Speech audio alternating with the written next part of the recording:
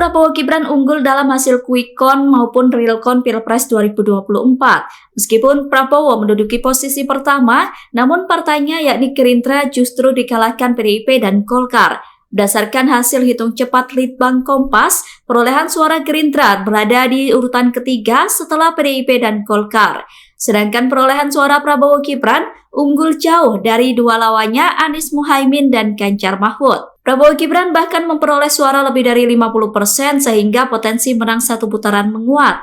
Menurut pengamat politik, fenomena itu terjadi lantaran Partai Gerindra terlena akan tingginya elektabilitas Prabowo. Partai Gerindra dinilai tidak maksimal dalam mengkampanyekan pemilu legislatif 2024. Pernyataan itu disampaikan oleh peneliti indikator politik Indonesia Bawono Kumoro Jumat 16 Februari.